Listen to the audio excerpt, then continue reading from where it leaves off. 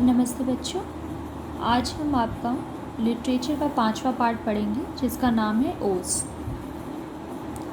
इसके कवि हैं सोहनलाल द्विवेदी जी। सोहनलाल द्विवेदी जी इस कविता में सुबह सुबह का वर्णन किया है। ठंड का दिन था। सुबह सुबह पेड़ पौधे वन उपवन में हर ओर ओस की बूंदें बिखरी हुई हैं। ओस की बूंदें सफ़ेद रंग की होती हैं और वह बहुत चमकती हैं। जिस तरह हीरा चमकता है उसी तरह ये ओस की बूंदें भी चमक रही हैं। कवि ने इस उपवन में ओस की बूंदों की सुंदरता का वर्णन किया है कि ओस की बूंदों का कैसा वर्णन इस कविता में किया गया है वो हम पढ़ते हैं। तो आइए। हरी घास पर बिखेर दी हैं ये किसने मोती की लड़ियाँ, कौन रात में गूँथ गया है ये उज्जवल हीरो की कड़ियाँ। कवि कहते हैं कि ये उपवन मतलब बगीचे में हरी घास के ऊपर जो छोटी छोटी ओस की बूंदें हैं, ये जो मोती की ऐसा लग रहा है जैसे ये सफ़ेद मोती की लड़ियाँ हों। कौन ऐसा रात में आया है जिसने सफ़ेद रंग के हीरे को इस पे बिछाकर चला गया है। जुगनू से जगमग जगमग ये कौन चमकते हैं यूँ चमचम, नभ के नन्हे तारों से ये कौन दमकते हैं यूँ दमदम। जुगनू एक प्रकार का कीड़ा है जो रात के अंधेरों में उड़ता है। जुगनू के पीछे का जो भाग है, बॉडी के पीछे का जो भाग है, उसमें एक बत्ती जलती है जो अंधेरे पे वो चमकती है। कवि कहते हैं जुगनू की प्रकार ये जगमग जगमग चमक रहे हैं। कौन? ओस की बूंदें। और किसकी तुलना की है? आकाश के नन्हे तारों जैसे ये दमक रहे हैं। लुटा गया है कौन जोहरी। जोहरी यहाँ पे जो ही सोने की सही पहचान करता है उसे कहा गया है। अपने घर का भरा खजाना। कवि ने ओस की बूंदों की तुलना किससे की है? हीरो से की है। तो कवि कहते हैं कि कौन जोहरी है जो अपने घर का खजाना यहाँ लुटा गया है। लुटा गया है मतलब छोड़कर चला गया है, बिखेर दिया है। किस पे बिखेरा है?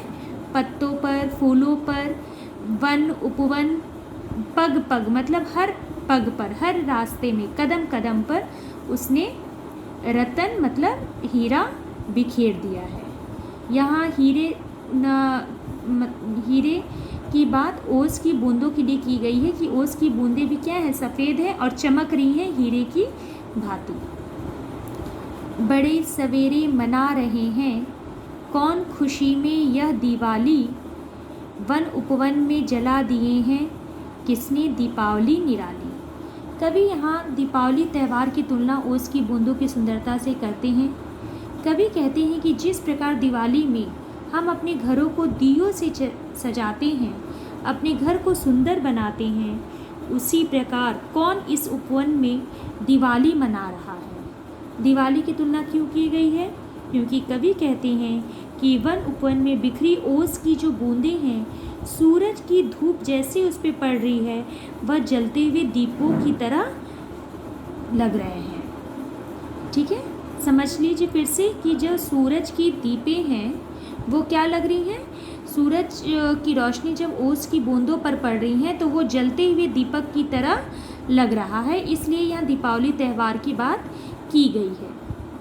जी होता, कवि कहते हैं कि मेरा मन होता है कि इस ओस के कणों को अपने हाथों में उठाकर घर ले जाऊं और इसकी सुंदरता को ध्यान से देखूं और उस पर क्या करूं? एक कविता लिखूं। जी होता इन ओस कणों को अंजलि में भर घर ले आऊं, इनकी शोभा निरख निरख कर, निरख निरख मतलब ध्यान ध्यान से देखकर, डीपली देखकर इस पर कविता एक बनाऊं, मतलब ओस की बूंदों पर एक कविता बनाऊं। फिर से देखिए। हरी घास पर बिखेर दी हैं ये किसने मोती की लड़ियाँ, कौन रात में गूँथ गया है ये उज्जवल हीरो की कड़ियाँ। जुगनों से जगमग जगमग ये कौन चमकते हैं यूँ चमचम, नभ के नन्हे तारों से ये कौन दमकते हैं यूँ दमदम। लुटा गया है कौन जोहरी अपने घर का भरा खजाना, पत्तों पर फूलों पर पग पग बिखरे हुए रतन है नाना।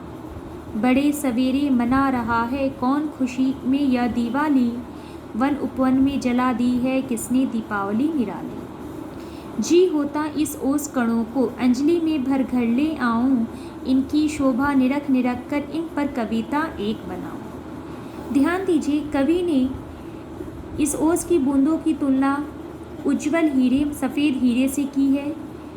वह उसकी चमकने की सुंदरता की तुलना जुगनू नामक कीड़े और आकाश के तारों से की है। और क्या कहा है कि किसी जोहरी ने इस पर अपना खजाना लुटा दिया है।